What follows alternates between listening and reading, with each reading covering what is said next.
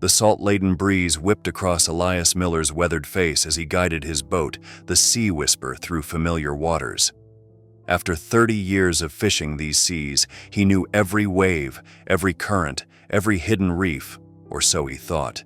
The morning had started like any other, with the sun painting the horizon in strokes of amber and rose, but destiny had other plans for the old fisherman. Through the thinning morning mist, something caught his eye. A dark mass where there should have been only open water. Elias blinked hard, wondering if age was finally playing tricks on his vision. But no, there it was, an island.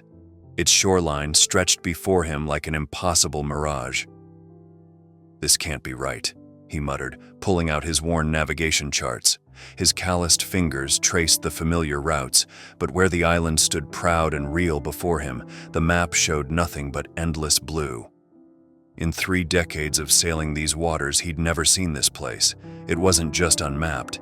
It was as if it had materialized from thin air. Curiosity overcame caution. Elias guided the Sea Whisper toward a natural harbor, the boat's worn hull cutting through unusually still waters.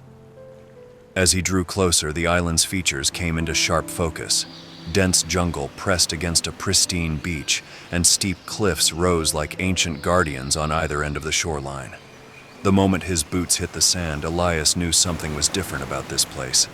The air felt charged, like the stillness before a storm. That's when he saw them, crude sculptures dotting the beach, their surfaces stained with what looked disturbingly like dried blood. Each bore a warning. "Leave now. Danger ahead. Your life for your curiosity." A chill ran down his spine despite the tropical heat. His first instinct was to call for help, but when he pulled out his phone, the screen showed no signal. The smart choice would have been to leave immediately, but Elias had spent his entire life playing it safe. At 62, perhaps it was time for an adventure. "Well," he said to himself, patting the hunting knife at his belt, "I'm already here." As he ventured further onto the beach, his foot struck something hard. Looking down, his heart nearly stopped. A human bone, bleached white by sun and salt, protruded from the sand. Before he could process this discovery, dark clouds rolled in with unnatural speed, and the wind picked up dramatically. The sudden storm left him with an impossible choice: risk a dangerous return journey through turbulent waters in his aging boat, or seek shelter on this mysterious island. The decision was made for him as rain began to pour in sheets, forcing him toward the tree line.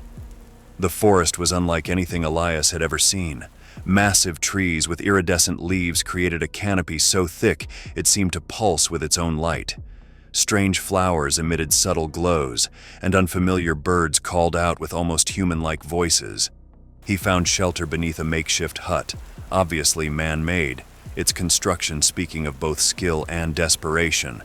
The rain's drumming nearly masked the sound of approaching footsteps. Nearly, but not quite. Elias's heart thundered in his chest as he realized he wasn't alone. Through the curtain of rain, a figure emerged, tall, lean, and armed with a bow that looked as ancient as it did deadly. The arrow was nocked and aimed at Elias's chest before he could blink. "Who are you?" The voice was male, deep, and carried authority earned through hardship. "My name is Elias Miller," he answered, keeping his hands visible. "I'm just a fisherman. I found this island by accident, I swear." The archer's eyes narrowed. "Many find us by accident. Few tell the truth." Without lowering his bow, he called out in a language Elias had never heard before.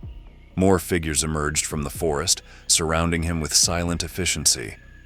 What followed was a journey deeper into the island's heart, his hands bound with vines, led by people who moved through the jungle like shadows. They arrived at a settlement that defied belief, a thriving community hidden from the modern world. Dozens of families lived here in harmony with the land, their homes a blend of natural materials and ingenious engineering.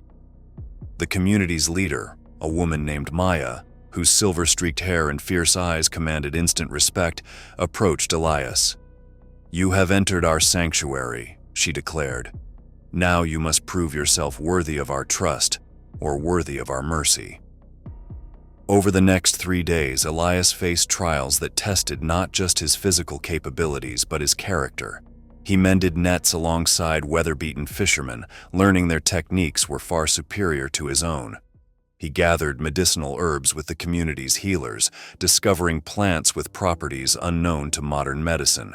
He learned to track game, start fires without matches, and navigate by stars and wind patterns. But the real test came in the stories shared around evening fires. Tales of a world growing too fast, of forests vanishing, of oceans dying. These people weren't primitive survivors. They were conscious objectors to a world that had lost its way. Many had been scientists, doctors, or engineers in their previous lives, choosing to preserve this last untouched paradise. "We guard more than just land," Maya explained one evening. "We guard a way of living in balance with nature. The modern world would destroy this place not out of malice but out of ignorance." On his final night, the community gathered to make a decision. Elias had proven himself capable and trustworthy, but could he be trusted with their secret? The debate lasted hours, but in the end, Maya approached him with a small wooden pendant. "This marks you as a friend of our people," she said, placing it around his neck. "You may leave, but you carry a great responsibility. Our survival depends on your silence." The next morning, as Elias prepared the Sea Whisper for departure, children brought him gifts: dried fruits, fresh water in bamboo containers, and a hand-drawn map showing safe passage through the island's treacherous reefs. The entire community gathered to bid him farewell, no longer strangers, but family. As the island disappeared into the horizon, Elias touched the pendant at his neck and smiled. In seeking adventure, he'd found something far more precious, a reminder that in a world of GPS coordinates and satellite maps, true wonders still existed for those brave enough to venture off their charted course. Back home, when fellow fishermen asked about his extended absence, Elias would smile mysteriously and blame equipment trouble. But on quiet nights, when the moon was full and the tide was right, he would stand at his dock, fingering the wooden pendant, and remember the island that taught him that some secrets are worth keeping and some treasures are better left unfound. Years later, young fishermen would sometimes speak of strange lights on the horizon or unusual mists that seemed to hide something just out of sight. Elias would listen to their tales, saying nothing but smiling to himself. He knew that somewhere out there, beyond the reach of modern maps and smartphone signals, a community of guardians continued their ancient watch, protecting a way of life that the world had forgotten but desperately needed to remember. And sometimes, on very special nights, when the stars aligned just right, he would take the Sea Whisper out not to fish but to sail past that special coordinate where sea met sky met mystery. He never returned to the island. He didn't need to. Its lessons lived in his heart, as permanent as the tides and as precious as the secret he'd vowed to keep.